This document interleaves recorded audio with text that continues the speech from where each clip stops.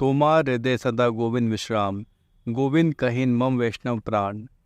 मुरली मनोहर कृष्ण जी, कल्याण इतना कीजिए, बोलने जो बैठा जीवनी यह, इसको पूरा कीजिए। जीवन मेरे गुरुदेव का, भक्तों के एक सिरताज का, ठीक ढंग से बोल सकूं, वरदान इतना दीजिए। दुनिया में ऊंचा नाम हो इस शिरोमणि अवधूत का, संसार प्रेरित हो सके, घनश्याम इतना कीजिए। दास है अनभिज्ञ बिल्कुल, इस कला से कृष्ण जी, अपनी कलाओं से कला दो, दान इतना दीजिए। देखिए, हमने कल सुना था कि किस प्रकार भगवान श्री कृष्ण जी ने परम पूज्य श्री गाड साहब जी का स्वरूप बनाकर उनकी ट्रेन चलाई और मुगल सराय से लखनऊ के लिए उस ट्रेन को लेके गए।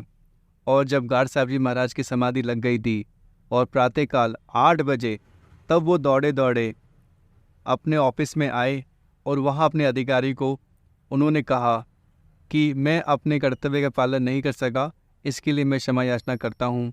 लेकिन जब ये बात सुनी तब उनके अधिकारियों ने कहा कि आप कैसी बात करते हैं, आप तो आए थे, ठीक समय से आए थे, आपने कभी भी अपनी जिम्मेदारियों का निर्वाह नहीं किया हो, ऐसा तो कभी हुआ ही नहीं है।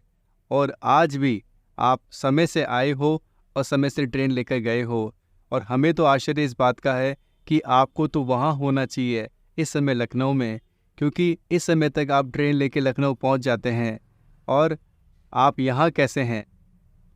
देखिए, गाड साहब जी महाराज के बारंबार कहने पर भी सब अधिकारियों ने एक स्वर में कहा कि नहीं नहीं, आप आए थे और आपने रजिस्टर्ड में साइन भी किया, वो साइन दिखाए, हस्ताक्षर दिखाए और बहुत सारी बातें जो हुई थी सारी बातें बताई।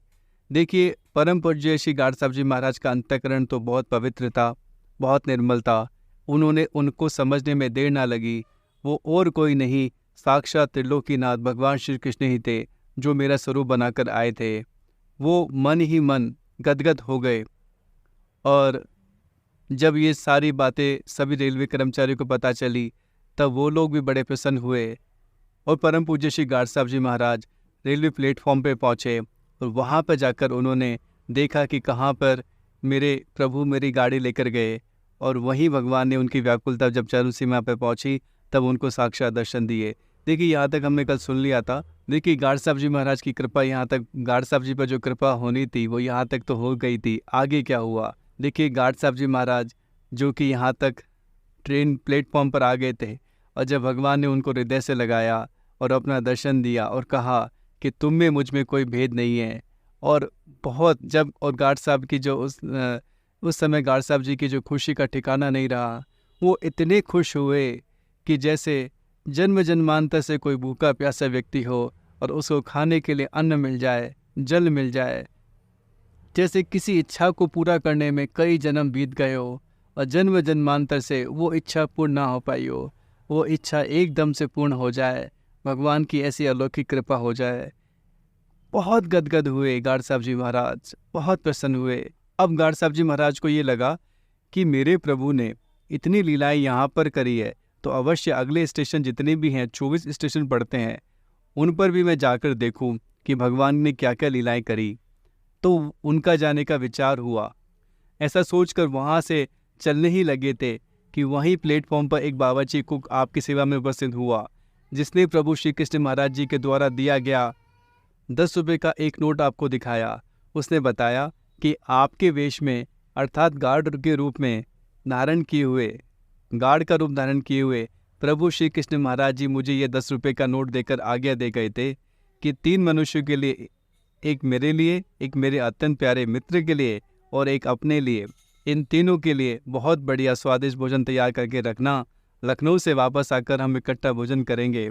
इसके अतिरिक्त उस बावर्ची ने यह भी बताया कि आपके वेश में आए हुए प्रभु रनिंग रूम में अपना हैट और कोट भी एक कुटी पर लटका गए।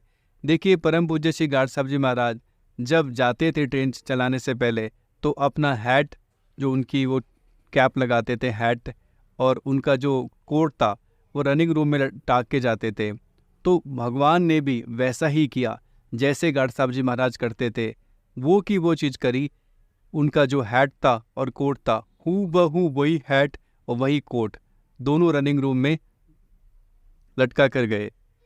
अपने प्रभु की वह निशानी भी उस अलौकिक अवधूत ने उस बावर्ची के साथ रनिंग रूम में जाकर देखी कि वास्तव में ही वहाँ उनका सा, अर्थात जैसा वह भक्तराज हैट और कोट पहनते थे और हैट और कोट एक खूंटी पर लटक रहा था। आप अपने परम पूजनीय प्रभु श्री कृष्ण महाराज जी की ये निशानियां देखकर चकित रह गए और फिर अपने प्रभु को वहाँ ही मस्ती में झूम झूम कर जाने लगे। आपने उस 10 रुपये के नोट को बार बार चूमा और चूम चूम कर उसे बार बार अपने माथे और हृदय के साथ लगाया। प्रभु द्वारा दिए गए उस नोट में कोई अनोखे प्रकार का ही आकर्षण था जो आपको बहुत समय तक प्रसन्नता से नचवाता रहा।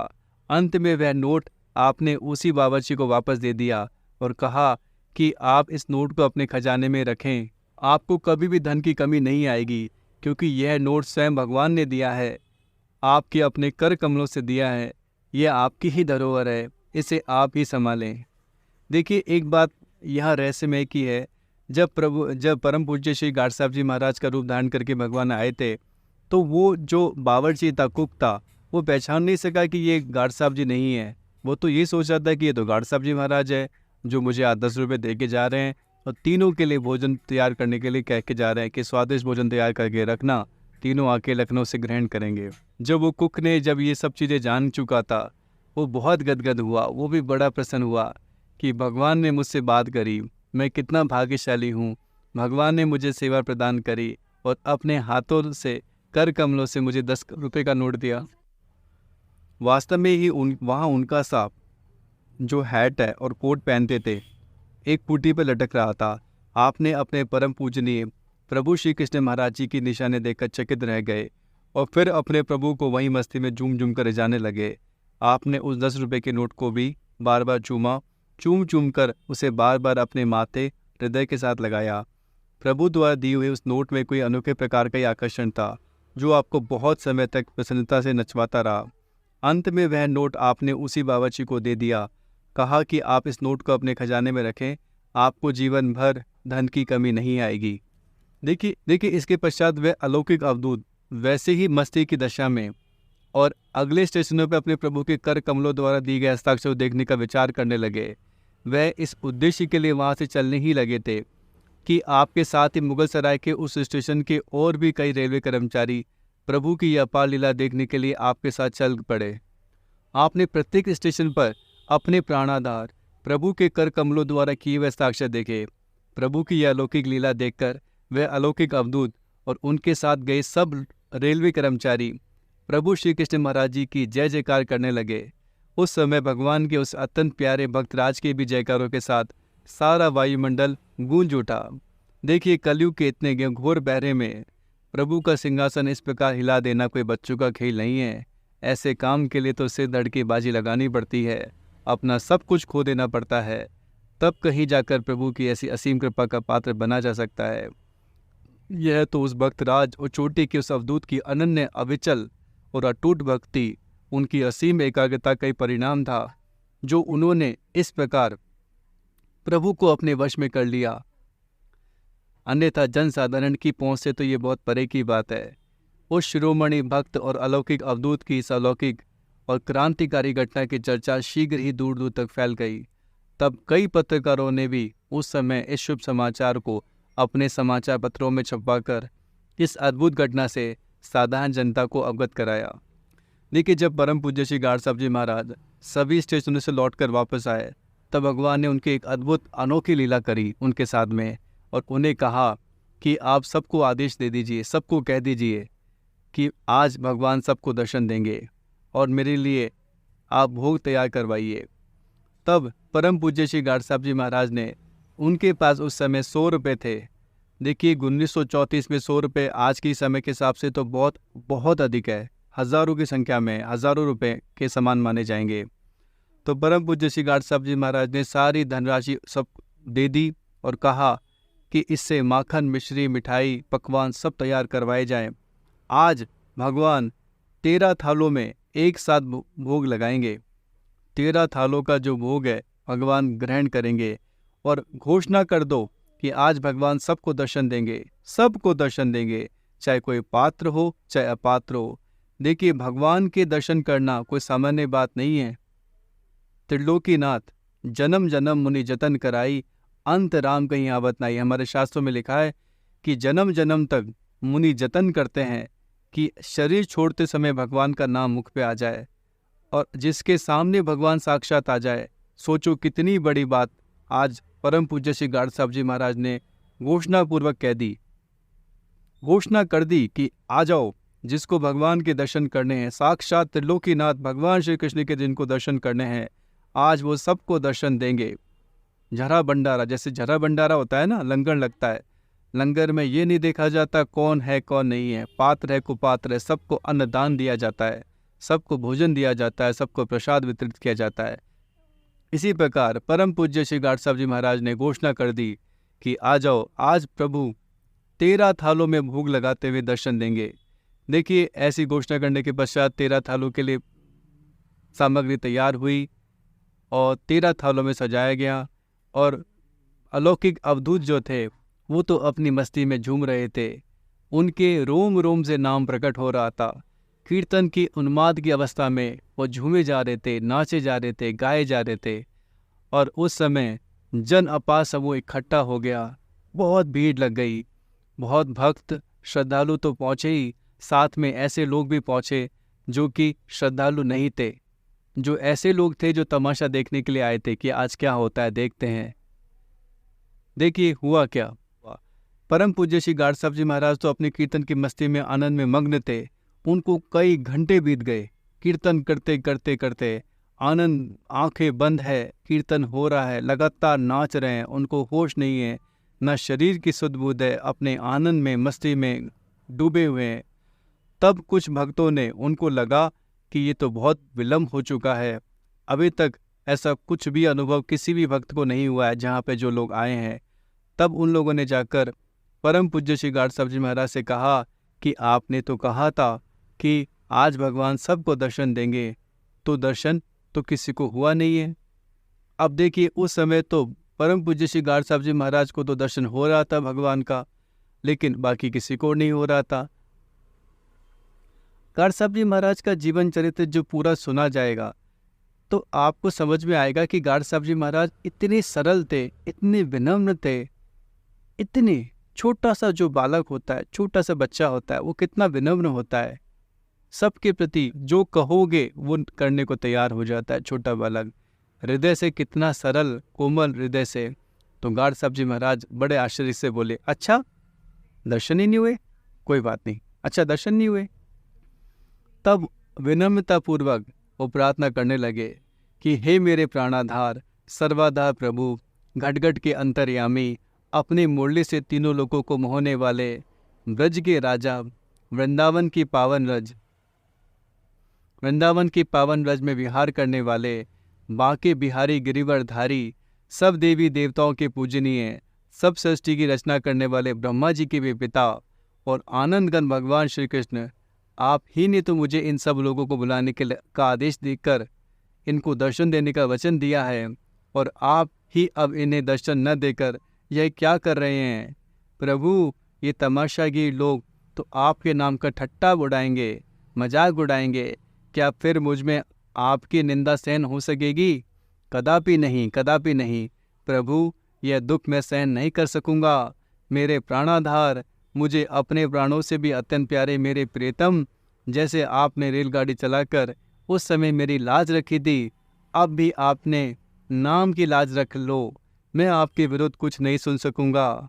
आओ, द्रौपदी के चीर बढ़ाने वाले, ध्रुव और प्रहलाद की रक्षा करने वाले, मूर्धध्वज को कठिन परीक्षा से पास करने वाले, राजा हरिश्चंद्र का मान रखने वाले, नरसिंह भक्त की हुंडी तारने वाले, मीरा के विष को अमृत में परिवर्तित करने वाले, अर्जुन को गीता ज्ञान सुनाकर उसको अपना विराट रूप दिखाने वाले, दुर्योधन के मेवे त्याग कर विदुर का साग खाने वाले, ग्रास के गज से फंद छुड़ाने वाले, अपने मित्र सुदामा की दरिद्रता को दूर करने वाले, वृंदावन के एक निर्धन ब्राह्मण की अदालत में गवाही देने वाले, रसकान से जूते पहनवाने के लिए दौड़े आने वाले, महाभारत के युद्ध में पांडवों की लाज रखने वाले, विदुरानी से केले की छिलके खाने वाले, शीघ्र आओ, शीघ्र आओ, शीघ्र आओ, जल्दी पधारो और अपने नाम की लाज रख लो।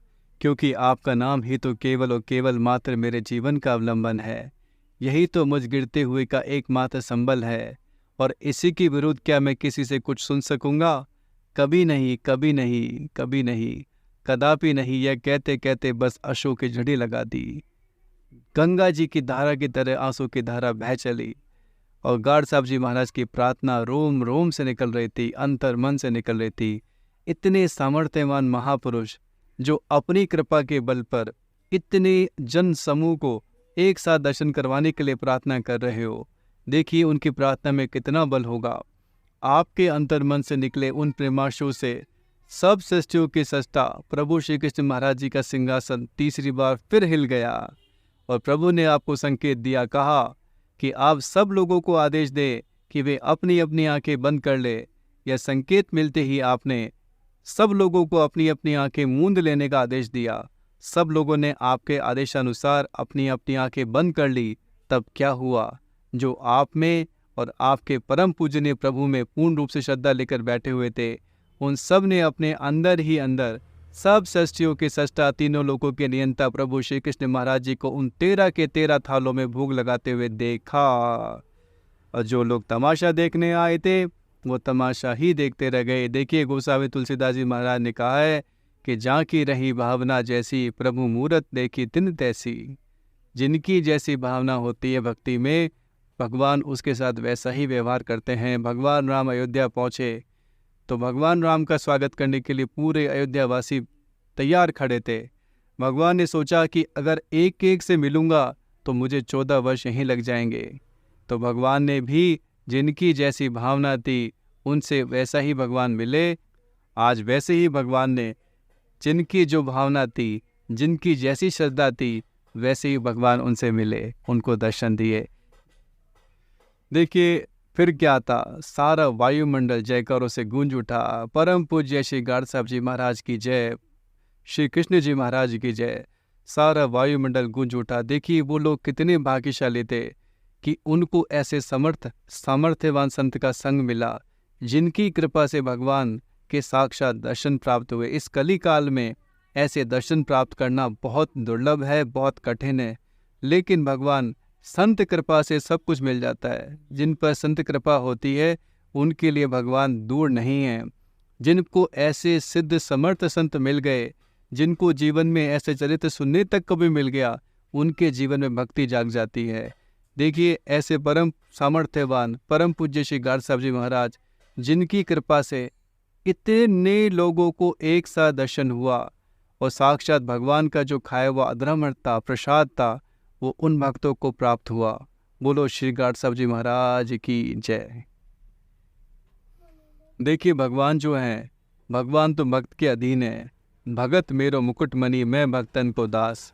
भगवान कहते हैं कि भक्त जो है मेरी मुकुटमणि है और मैं भक्तों का सेवक हूँ, दास हूँ। भक्त एक बार अपने प्रभु को सर्वस्व मानकर अपने सारे का सारा प्रेम प्रभु के श्री चरण कमलों में समर्पित करके देखे तो सही, फिर इसमें तनिक भी संदेह नहीं है कि प्रभु उस अपने सच्चे, निर्मल और निष्कपट भक्त की हर आवश्यकता स्वयं पूरी करते हैं।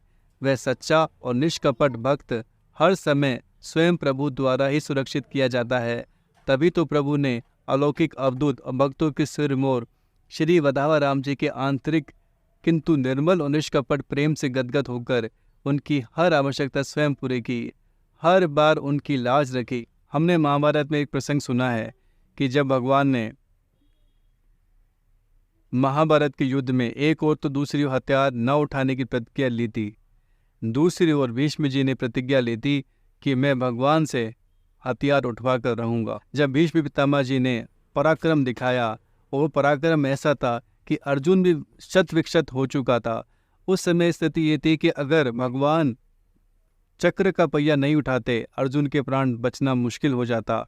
ऐसी परिस्थिति के अंदर भगवान ने अपनी प्रतिज्ञा तोड़ दी और अपने भक्त की प्रतिज्ञा रख ली।